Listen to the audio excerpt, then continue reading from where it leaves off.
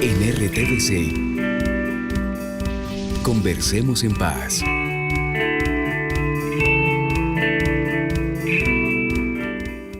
Expertos conversan sobre la influencia de los medios de comunicación en el proceso de paz. Acabamos de pasar por el acuerdo de La Habana y yo quisiera que habláramos un poquito de eso porque ya estamos dándonos cuenta que las encuestas nos están diciendo subió el ánimo, este hecho subió el ánimo. Luego hay un debate sobre el escenario, digamos, político del acuerdo, que si lo publican, que si no lo publican. Y entonces ya hay unas voces que dicen, esta euforia va a pasar. Esto ya se dañó. Es como si todo el tiempo, ¿cómo lo vemos? Sí, como que nada nos queda bien, ¿no? Obviamente, digamos, ahí sale el tema de verdad y cómo jugarían los medios en visibilizar verdad y sanación, y sale el tema de si es la cárcel la que va a reparar a las víctimas o no. Entonces, ¿qué papel van a cumplir los medios en la comunicación de los hallazgos de la Comisión de la Verdad? ¿Lo van a hacer equitativamente frente a los distintos victimarios? Y es que mira que el conocimiento de la gente se está reduciendo a lo que hace una encuesta. Y todos sabemos que la encuesta es apenas una visión muy estrecha de lo que sucede y muy difícil de que sea objetiva, a pesar de que utiliza estadísticas. Hay unas reglas que se daban antes para las encuestas electorales, de cómo uno como periodista no podía convertir los resultados de una encuesta en titulares, porque era como darle a la encuesta el valor del hecho.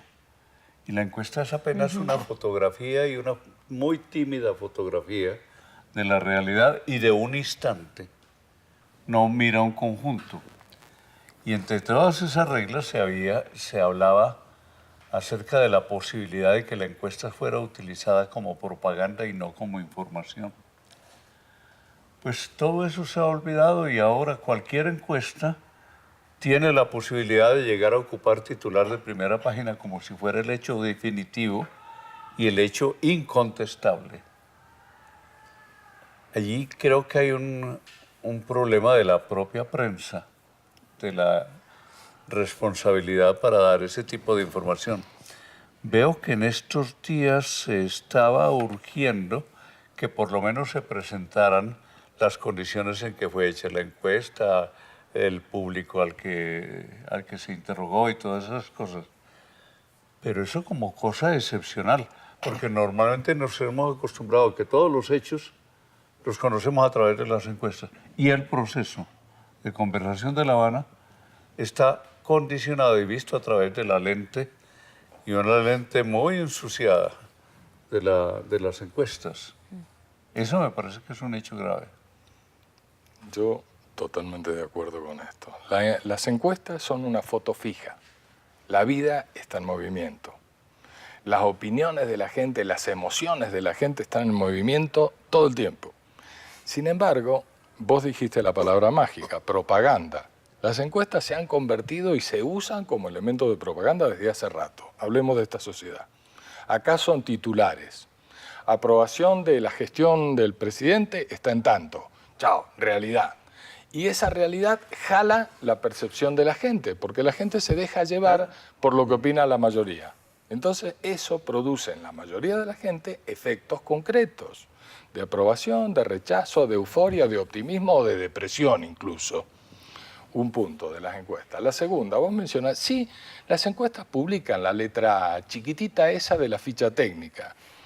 Y en realidad, fíjate que hay una cosa interesante. Yo estoy trabajando en estos días en un tema que es sobre una encuesta que se hizo siguiendo una metodología de Google, cruzando información, cruzando hábitos de lectura de las personas que entran a determinadas páginas y demás, generando un montón de nichos, de variables, de pequeños segmentos que responden a ciertas características. Vos podés tener hoy una información bastante más precisa. Sin embargo, las encuestas que siguen rigiendo la opinión y la emoción de este país son encuestas antiguas, que usan un montón de metodologías aceptadas, bla, bla, bla, pero que no han cambiado desde que George Gallup empezó a inventar las encuestas hace, qué sé yo, vamos para 100 años de esa historia. Entonces, yo creo que si vamos a aceptar las encuestas como una herramienta, habría que exigirles mayor precisión y aclararnos. Las personas que usan gafas y que tienen tal franja de edad piensan no sé qué cosa. Las otras personas piensan tal cosa y los que no sé qué piensan tal otra cosa. Pero, por ejemplo, con el tema de la paz, que estamos hablando de un valor supremo, estamos hablando de la construcción de un Estado de construcción colectivo, en el que si nos soportamos solamente en las encuestas, con esa radiografía que ustedes están dando, vamos a reducir la complejidad y la amplitud del tema. La paz, ¿cómo hablar de la paz teniendo las encuestas? Es decir, si uno pudiera tener aquí un encuestador en la conversación, ¿qué les decimos a los encuestadores? O tampoco se les puede decir nada. O sea, ¿cuál es la reflexión que se puede hacer alrededor de eso, pensando en fin, no político, sino en la conquista social que significa dejar atrás un conflicto armado? Pero María Alejandra, me parece que no es tanto ahí la encuesta, sino el uso que los periodistas o que los medios hacen de esas encuestas. Porque para mí el problema central es mostrar como verdad. La verdad, hay esa vieja imagen que dice que es un espejo roto en 1000 pedazos. Cada pedacito del espejo refleja una parte de la verdad. La verdad, viste, como block, no existe. Pero es que la afirmación va pensando, perdón que insista, en que esta historia de que es que la mayoría de personas no quieren a las FARC dentro de la sociedad, que la mayoría de personas no están dispuestas a aceptar el perdón y la reconciliación, que la mayoría de las personas no están conectadas con los beneficios que puede llegar a traer la paz, que la mayoría, y dele con la mayoría, en función de un porcentaje u otro que se da por una encuesta. ¿Ustedes creen que en Colombia de verdad son más las personas en todos los territorios, en todas las regiones, que por 50 o 60 años han vivido los rigores de este conflicto, que no se reflejan en las encuestas? O sea, esto no es un capricho, estar pensando si hay o no personas de carne y hueso que estén convencidas de que la paz traerá un beneficio mayor para su vida. Yo no creo que eso sea tan raro de encontrar.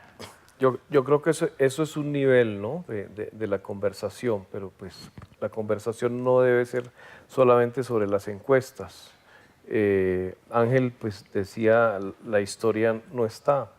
Yo me pregunto por qué es tan difícil incorporar a las FARC si esta sociedad pudo incorporar a los principales perpetradores, que eran los paramilitares, y apoyamos ese proceso con todas sus imperfecciones en su momento. Y reconocemos que era importante desactivar ese factor militar del conflicto, y fueron los perpetradores de las más grandes masacres. Entonces, ¿por qué esta sociedad no puede incorporar a las FARC? Si además ya lo hicimos con 2000 del EPL, lo hicimos con 900 del M-19, lo hicimos con 200 del Quintín Lame.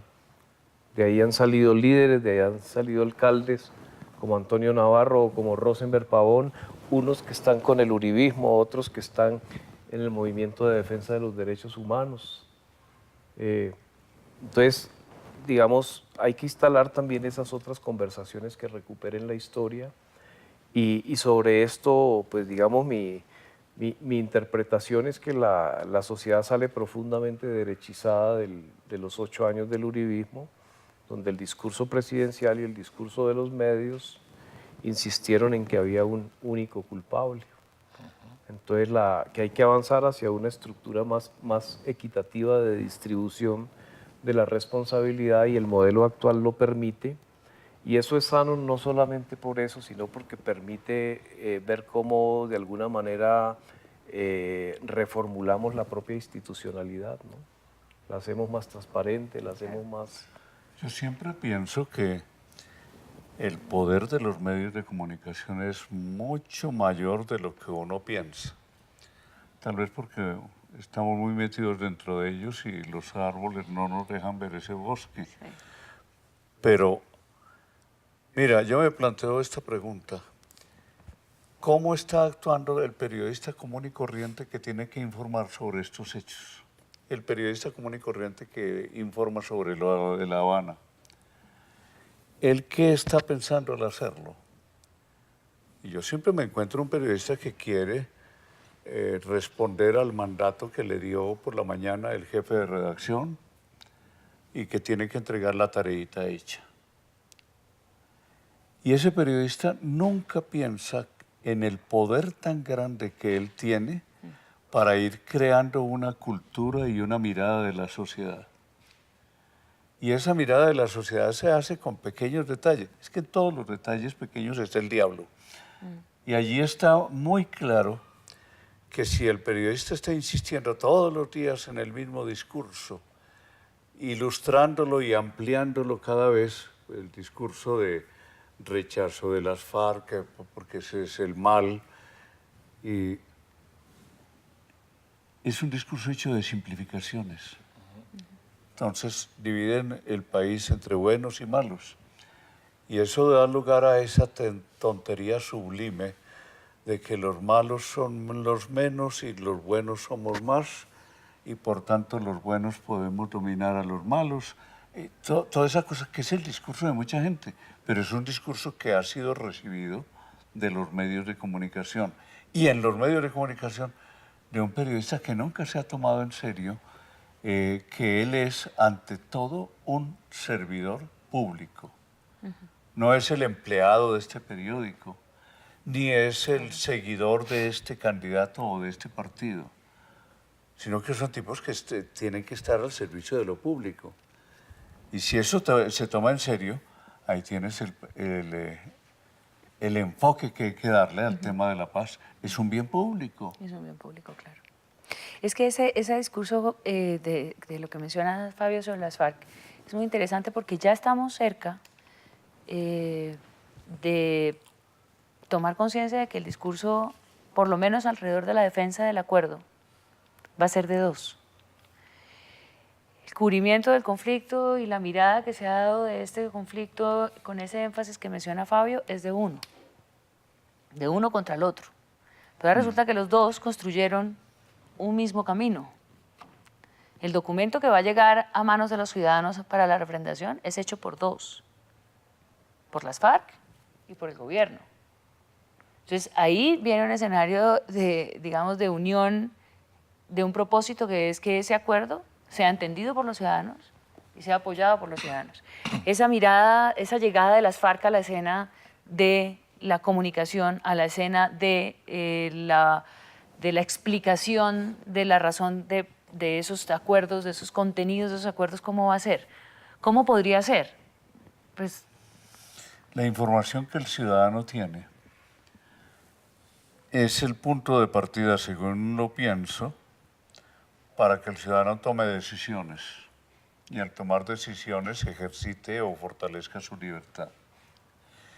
Pero si esa información es una información débil, ese ciudadano es manipulable. O propagandística. Pierde su autonomía, pierde su libertad. Y estamos frente a eso. Fíjate el problema que nos estamos planteando ahora con las elecciones. Son unas elecciones en las que no va a jugar la libertad del elector, porque el elector está condicionado por los ofrecimientos que le dan o por el discurso de amenaza que percibe. Entonces, allí yo creo que es donde está uno de los nudos muy difíciles de desatar en relación con la paz. El ciudadano no tiene información suficiente que le permita tomar decisiones libres. Me parece que algo muy importante es avanzar en relaciones de confianza. Y ahí ha habido problema en la mesa, por un lado, pero también en la información. Yo evalué la reinserción del Ejército Popular de Liberación con Arturo Alape. Hicimos historias de vida. Vimos, por ejemplo, cómo estos guerrilleros fueron tomando distancia de prácticas autoritarias de sus organizaciones, cómo ellos se fueron convirtiendo progresivamente en sujetos de una nueva cultura democrática. Entonces, a veces vemos esos sujetos y, pues, en particular hay una mirada desde RCN como informativo de ellos como que no van a cumplir, que van a ponerle conejo a la sociedad. A mí me parece que no podemos ver a ningún grupo que está aspirando a incorporarse a la vida civil como un ejército de autómatas.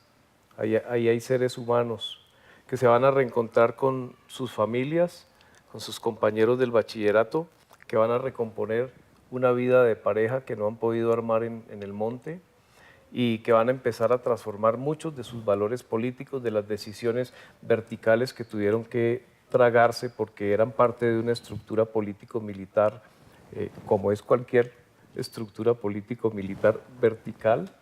Entonces, eso lo vimos en los 90s y eso no va a ser la excepción esta vez. Eso va a pasar con los excombatientes cuando se vinculen a la vida civil, a los barrios, a las familias. Entonces,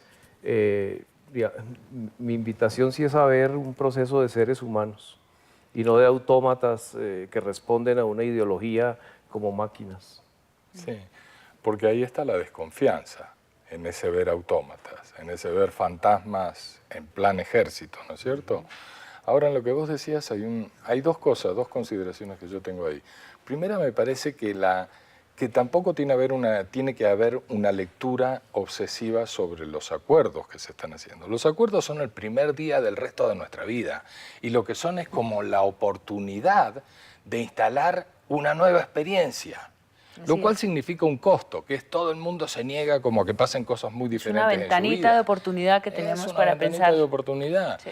Y recién vos dijiste que una historia que fue la paz es un bien público. A mí me parece, como persona que eligió vivir en este país hace un montón de años y que, plum, soy parte de este país. Les guste, no les guste, no me importa, ¿viste? Pero no, mentira. Feliz de ser parte de este país y bla, bla, bla. Pero yo lo que siento es que una gran deficiencia de este país es que no hay conciencia del bien público. Total. Y que hay un considerar, y nunca se ha hecho pedagogía del bien público, importantísima, y que ahora invocaría con esta historia de la paz vista como un bien público, que es, fíjate que la gente piensa que el bien público no es de nadie, y por consiguiente cualquiera lo puede robar, cualquiera. Sí. La corrupción está pegada a esa creencia de que el bien público es porque no es de nadie. Parte de la cultura.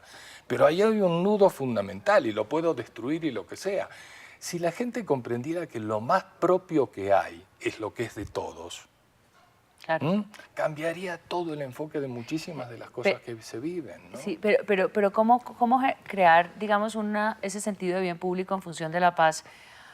Que pasa también por la legitimidad del Estado, que es también la desconfianza que hay para ver el Estado como el promotor, el abrigo, digamos, general de ese bien público. Cuando en muchas zonas se siente que el Estado no ha hecho presencia, cuando se siente que el Estado los ha dejado, que cuando el Estado no se le da el peso de la legitimidad para la toma de decisiones. Pero ahí viene el nuevo tiempo. Claro, ahí exactamente. Viene la oportunidad. Entonces, ¿cómo construir la narrativa alrededor de eso? ¿Cómo podría ser? Es que preguntarse, ¿es posible la paz sin confianza? Ajá. ¿Es posible construir paz en un medio en donde pulula la desconfianza? Y el propio Estado se encarga, a través de sus múltiples actividades, de decirle al ciudadano, usted es delincuente si no demuestra lo contrario. Vaya usted a una oficina pública, haga cualquier gestión, trate de hacer un negocio. Y eso se nos ha metido en nuestra cultura. Si para todas las actividades nos tropezamos siempre con ese muro de la desconfianza, hay que pensar para la paz que exige una gran dosis de confianza. Porque no es como los negocios en que hay que ver las partes y de las condiciones. La paz tiene mucho de salto al vacío. Y es un salto al vacío que se puede llenar si hay un poco de fe, tanto en las instituciones como en los otros. Pero uno sí cree que, por ejemplo, con lo del acuerdo de la semana antepasada, esa ilusión crece. Es verdad, es decir, la gente lo vivió. Quería ver la transmisión, quería esperar qué era lo que había pasado. Hubo un momento de euforia, de unión entre la gente, decir, bueno, ¿qué fue lo que pasó allí? Y viendo, por ejemplo, algunas conclusiones generales de algunos estudios, aquí se puso una fecha y se dieron la mano. Son elementos, digamos, en función de algo concreto. ¿Cómo mantener esa ilusión para cuidar el bien público. No estoy hablando de propaganda oficial, estoy hablando de verdad como sociedad, en función de construir también puentes de confianza que signifiquen un pasito para lo que nos toca vivir con la ventanita de oportunidad que se nos abre ahí. ¿Qué les decimos a los medios entre todos? No nosotros, sino digo entre todos, ¿qué nos decimos en general? Para que también la reflexión sea efectiva y sea palpable, porque... A mí me parece que el periodismo no logra captar que lo que está en juego es un profundo proceso civilizatorio. Es decir, que sacar adelante este proceso de paz tiene que ver con la civilización de este país. El periodismo no dimensiona eso. A veces porque dicen, no, es que nuestra labor es simplemente informar de la manera más objetiva posible. Entonces nuestro sentido como periodistas no es tomar partido ni ser militantes. Bueno, eso lo entendemos. Pero hay que tener también sentido de lo que está en juego históricamente en este momento. Y ahí es donde yo propondría al periodismo no mantener una polarización que a veces se mantiene, digamos, de publicar ciertos tweets de ciertos personajes porque eso da rating, ¿no? Porque eso mantiene la capacidad de captar audiencias, pero eso no permite que el país avance en el proceso. Entonces mi propuesta sería empezar a pensar en cómo ir cerrando el conflicto, es decir, ir avanzando en orientar decisiones de política pública para que este proceso sea exitoso, porque como nos lo recordó el Papa, no podemos darnos el lujo de fracasar una vez más, pero para eso tenemos que pensar la ruta, ¿no? Para ver garantías para los desmovilizados, cómo los va a recibir la sociedad, cómo se les va a dar trabajo, cómo vamos a seguir generando confianza, cómo vamos a desarrollar, no sé, el turismo, todo lo que este país podría desarrollar en paz, pero una ruta, es decir, que los medios y el periodismo nos ayuden a diseñar esa ruta para garantizar que vamos a sacar adelante. Sabes que en eso nos da un ejemplo el caso de Irlanda.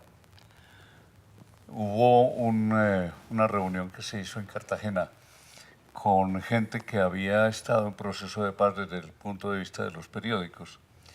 Y contaban ellos que estaban en una situación muy parecida a la nuestra hasta que el periódico principal publicó un editorial en el que hablaba sobre la salvajada que había constituido una matanza de católicos que se había ocurrido en un domingo y cómo eso hería a todo el pueblo de Irlanda. Ese hecho hizo que la gente comenzara a caer en la cuenta de que de lo que se trataba era de defender un bien común, la vida de todos. Y cuenta él cómo ese día los teléfonos que tenían en la redacción no pararon de sonar de gente que quería participar en eso y que quería felicitarlos porque por fin ellos habían visto claro qué era lo que sucedía. A mí me parece que eso da una gran lección y es que el deber que tiene la prensa es olvidarse de sus intereses particulares y asumir por fin como una causa común esta de la paz.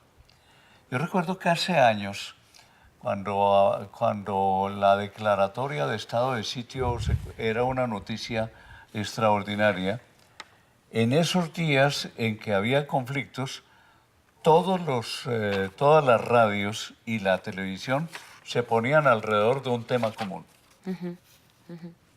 A sabiendas de que no se trataba de seguir en su negocito particular, sino que tenían una función con toda la sociedad.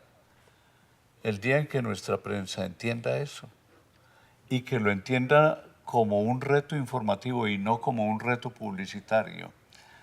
Es que aquí esas campañas se vuelven publicidad y sabemos que la publicidad no tiene credibilidad para la gente y por consiguiente no influye. Y aquí se necesita es una credibilidad fuerte que influya en las decisiones de la gente.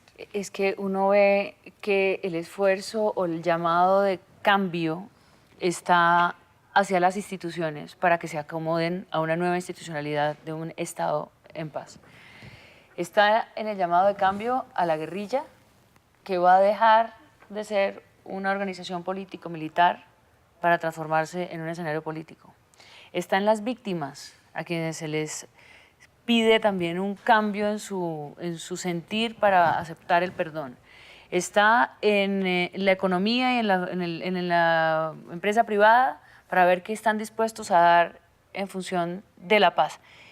Y a los medios y a los periodistas, ¿ese cambio no nos va a afectar? ¿Vamos a seguir como satélites observando que todo cambia mientras nosotros no cambiamos? Un poco ahí es donde está la reflexión. Yo tengo un comentario, María Alejandra. Desde hace un ratito vos estás preguntando alrededor de más o menos lo mismo que estás preguntando ahora. Y me parece que el tema y yo es... no tengo que preguntar, sino conversar. No. Pero es que... Pero bueno, es que estoy tratando de jalarle la lengua es para tratar poder... de encontrar por dónde, ¿no es cierto? Sí. Y a mí me parece que frecuentemente pensamos en el globo, hablamos de cómo comunicamos el tema de cómo hacemos una didáctica. Y recién salieron cosas, lo que vos comentabas de los empleados públicos. Esto tiene... La paz de un país pasa por la paz entre los individuos, pasa por la paz en tu casa con tus hijitos, de la otra persona con la cual compartís ese mundo, etcétera, etcétera. Y pasa, a mí me parece, por tareas particulares. Dicho técnicamente en los términos de la comunicación, un target, un nicho, llamémoslo como querramos, Sí. son los militares. Otro target, otro nicho, los militares deformados por años de vivir la guerra como el aire que se respira. Otro target es el empleado público que se convierte en una barrera de hostilidad frente al ciudadano y que produce un profundo mal genio en el ciudadano que atenta contra la posibilidad de paz, que en el fondo no es más que convivencia, de que convivencia civilizada, lo que decía Fabio. Y por el otro lado, me parece que tiene que haber un esfuerzo particular hacia los medios. No los medios, que suena como si fuera un abstracto, el edificio de los medios, sino los periodistas y los jefes de redacción y los directores y los dueños de los medios. Chun, chun, chun. Y creo que enfocando eso, teniendo particulares enfoques para una cantidad de sectores que son fundamentales para que el conjunto de la orquesta funcione bien, se lograrían cosas. Si seguimos pensando en el conjunto, olvidándonos de que el conjunto está hecho del señor de la tuba, que puede joderse toda la orquesta, y el señor del clarinete, que puede producir una melodía a contramano o a favor de la orquesta, nos equivocamos y perdemos la posibilidad de encontrar este camino de la unión de las complicidades o la unión de los afectos, ¿no? Me parece, qué sé yo. Y también habría que conversar un poco sobre las demandas de cambio a la política y a la clase política. Me parece que hay un profundo retroceso en el país, que hay una reclientelización del país en las regiones. Es decir, si comparamos con los institutos descentralizados de Carlos Lleras y épocas en que contaba un poco más la meritocracia, me parece que está muy envilecida la política y está muy corrupta nuestra clase dirigente de las regiones.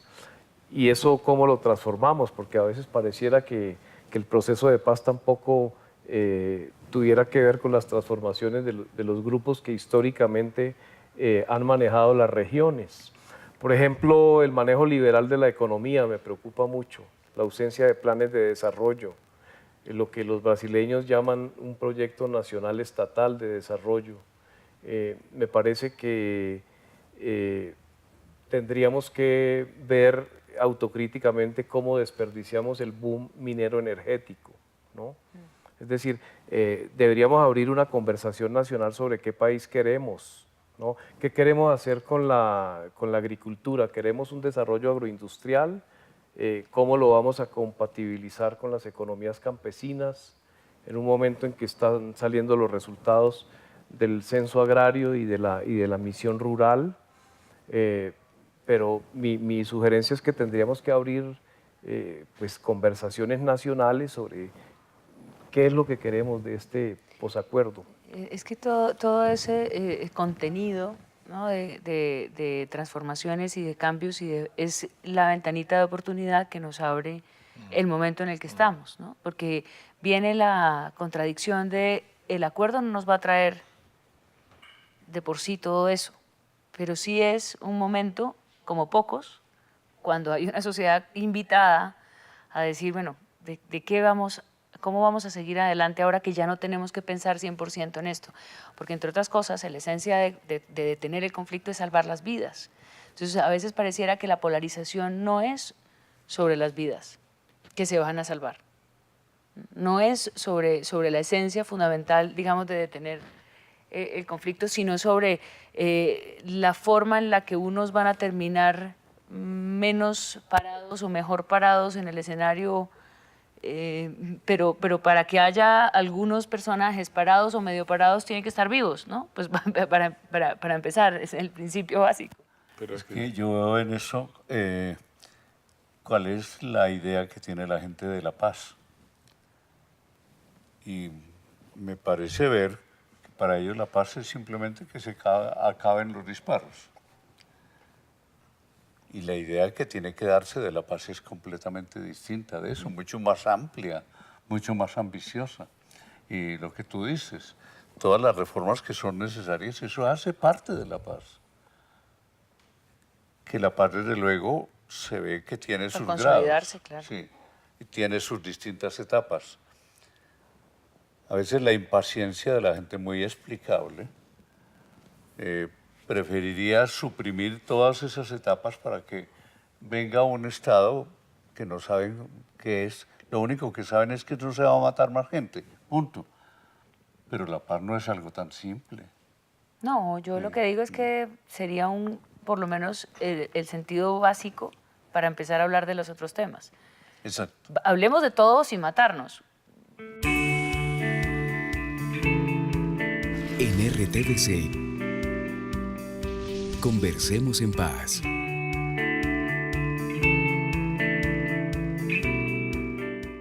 Quienes estuvimos en las mesas de Naciones Unidas con la Universidad Nacional, con las mesas de víctimas y las de reforma agraria, participación política, cultivos ilícitos, ¿qué nos decían todos? Afros, campesinos, colonos, indígenas. Allá pueden negociar esas cúpulas de las FARC y del gobierno, pero eso no es la paz. Entonces, hay un deseo de la gente de sentir que la paz le va a cambiar las vidas. Y ahí es donde yo no veo una política social que acompañe la negociación. Yo le veo ese gran problema de parte de quienes manejan el proceso hoy. Pero Fabio, también ahí vuelve a estar esa lectura de que alguien tiene que resolver por nosotros. Y yo tengo la impresión de que esto arranca de nosotros. De nosotros, sí. Y crece a partir de nosotros. Y que la paz es lo mismo. Vos estabas tocando el tema del volver la política hacia otras épocas oscuras de la política y demás. Yo creo que de lo deteriorado acá como bien público, la democracia. La democracia está muy deteriorada en este país. En muchos países, pero en este país está muy deteriorada. Y la recuperación, falta por la recuperación de la conciencia de cómo participo yo, y volvemos al bien público, a las decisiones que nos son comunes y que van a regir las vidas de nosotros, porque se niega a los políticos, se niega a la política y nadie participa de lo que va a regir la vida de cada uno de nosotros. Y si ese bien público estaría también, se crearía más ese sentido de lo público si se amplía la conversación. Claro. La conversación está muy concentrada. Sí. Y esa concentración pareciera que es la única conversación que hay, la que nos está dando la temperatura y la línea de lo que está pasando. ¿Cómo ampliamos esa conversación para volverla de todos? La pregunta de Ángel es clave para que pensemos cómo estamos viendo a la sociedad, a la gente, porque estamos hablando de los medios y ese es un nivel, pero la gente, ¿en qué está y qué papel puede jugar esto de ampliar las conversaciones que nos permitimos tener los colombianos o no nos permitimos tener? Que hasta ahora no nos hemos permitido tener, pero que puede ser la gran oportunidad de ese país nuevo que ocurra para allá adelante. Nuevo por el cambio de la forma en que nos relacionamos y que dialogamos, ¿no? Porque hay, para mí, una última lectura.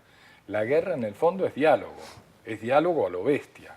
Es diálogo a matarnos, es una forma de dialogar. No te soporto y te lo manifiesto eliminándote de la realidad.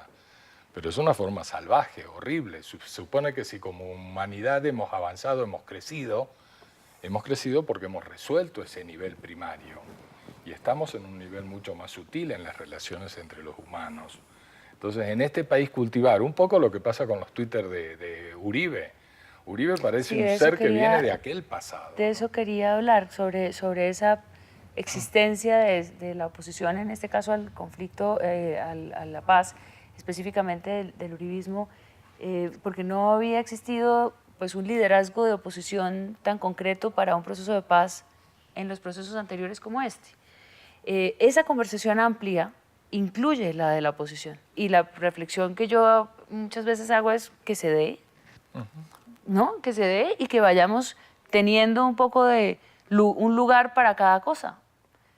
Para... Hay que abrir esa conversación con franqueza, decirles a los amigos de RCN que no pueden hacer lo que hicieron el 23 de septiembre, que mientras se está avanzando la comunidad internacional, el Papa, Obama, la comunidad europea, nombrando un representante para los diálogos de La Habana.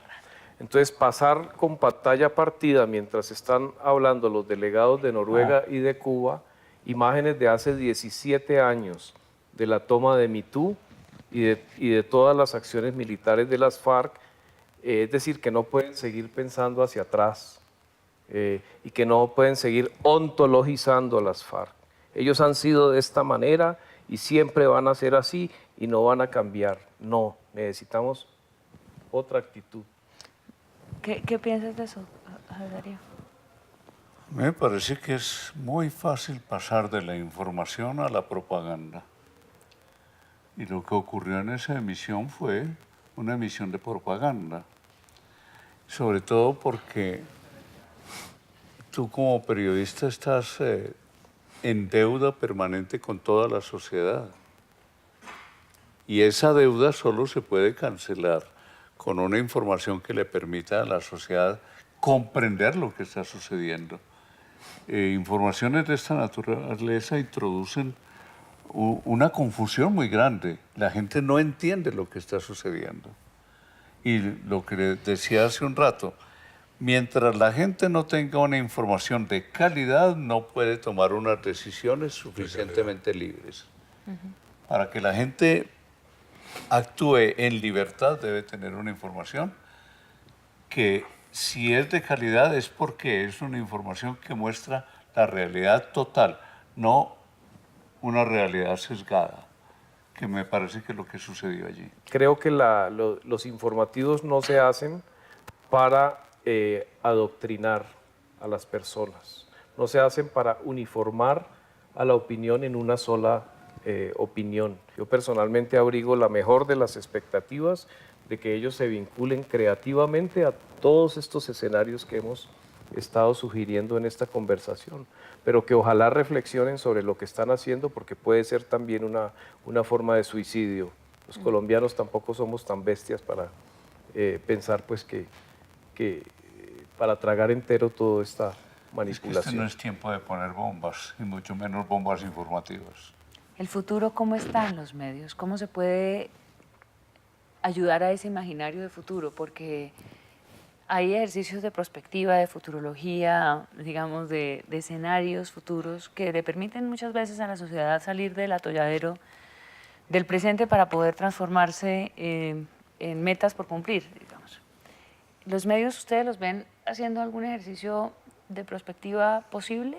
¿Valdría la pena hacer un ejercicio de esa naturaleza?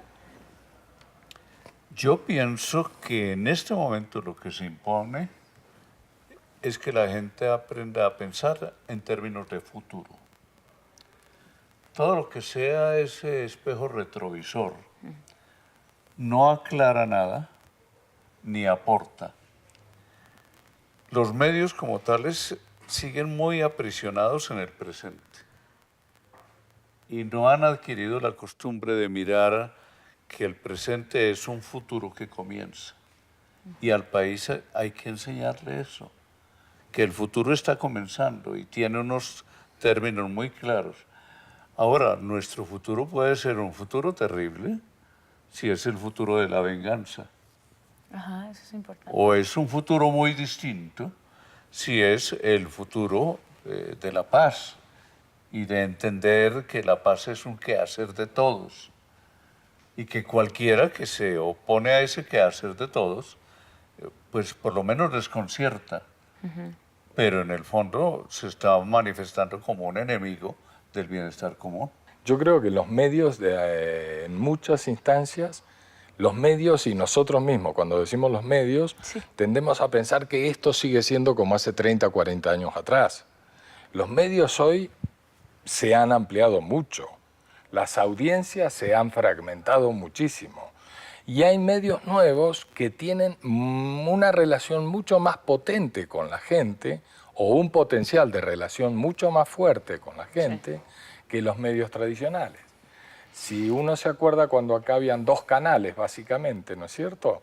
Sí, la audiencia del país estaba capturada completamente por esos 2 grandes canales, o 3 canales. Pero los que había fueran. 20 informativos Habían 20 informativos. Eso era Habían una dos cosa chévere. dominantes. Claro. Ahora eso se ha unificado, pero a favor de la pluralidad de la sociedad ha ocurrido que las audiencias ahora se han ido para todos lados. El cable. Entonces, claro, cuando decimos los medios, ahora son muchísimos más y a veces cometemos el error de pensar que los medios siguen siendo 5, 6 o 7.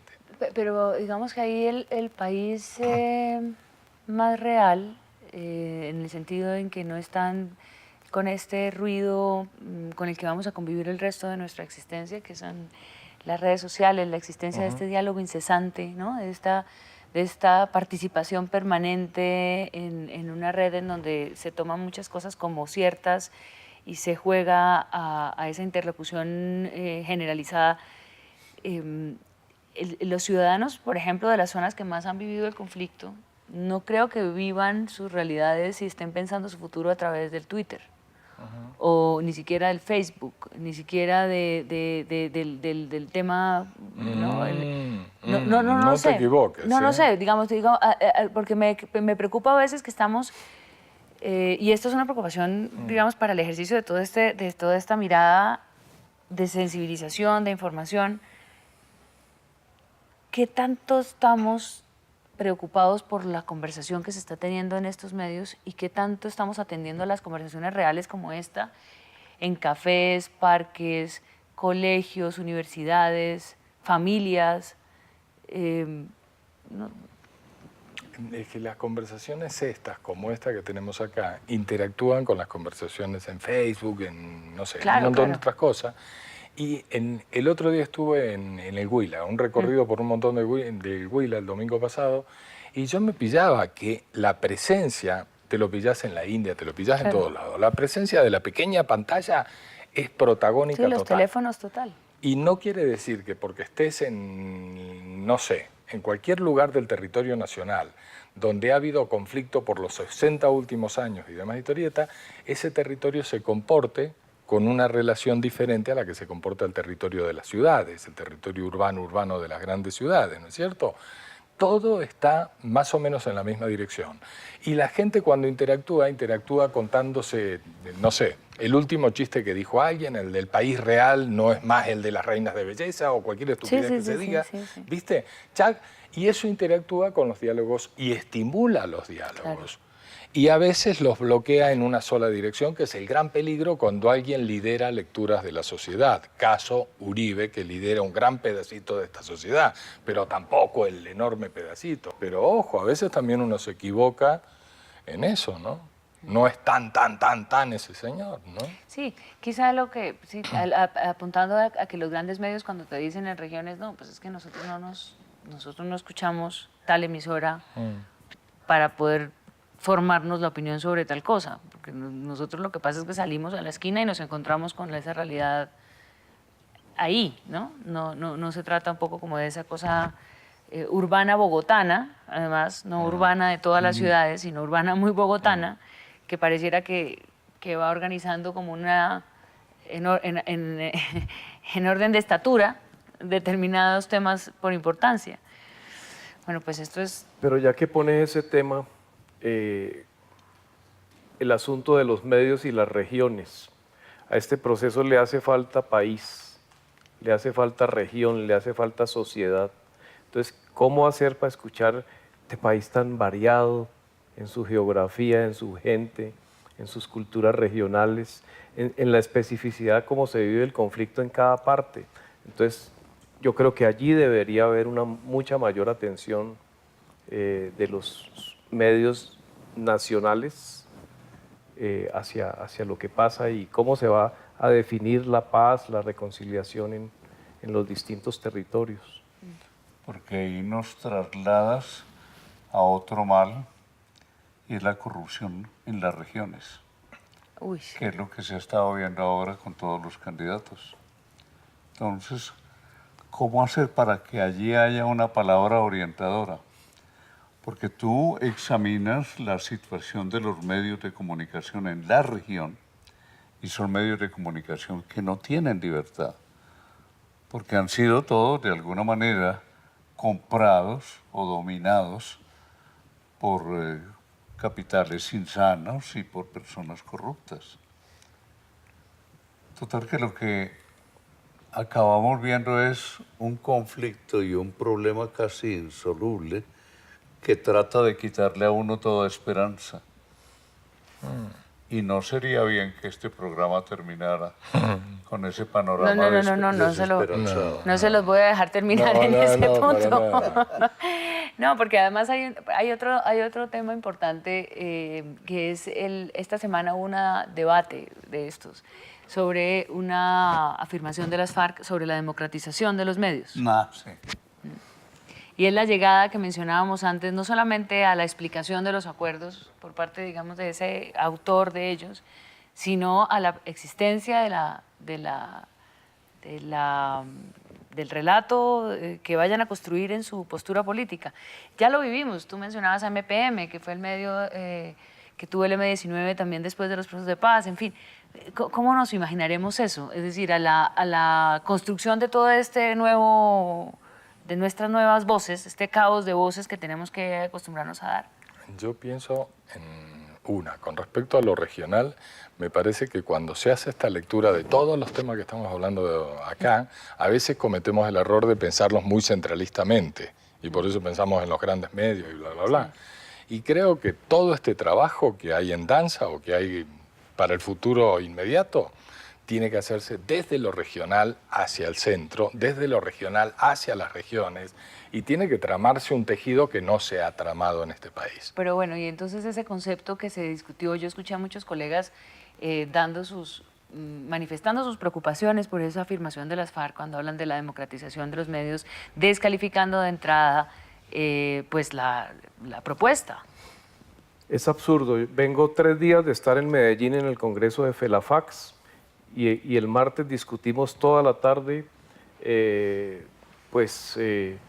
con los amigos mexicanos, con los expertos mexicanos, con la señora Solís, que es la experta en estos temas, con Gabriel Kaplún, el uruguayo, con Martín Becerra, con Silvio Weisbord, que vino como ponente central y que tiene un pensamiento muy responsable porque él destaca las cosas importantes de las leyes de medios argentina y ecuatoriana y cuestiona también el presidencialismo mediático y los problemas, digamos, por ejemplo, de dividir al pueblo, a la opinión en pueblo y antipueblo, de esos modelos de manejo de medios y la cooptación de los movimientos comunitarios por el presidencialismo comunicacional.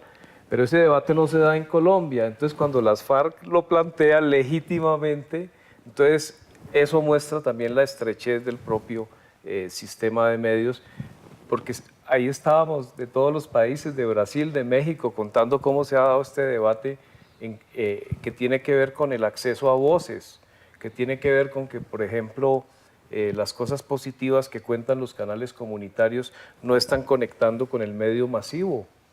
Entonces se está perdiendo una información valiosísima. El Ministerio de Cultura está haciendo un trabajo de las experiencias urbanas de paz desde su área de comunicación y cultura y resulta que eso no hay donde visibilizarlo.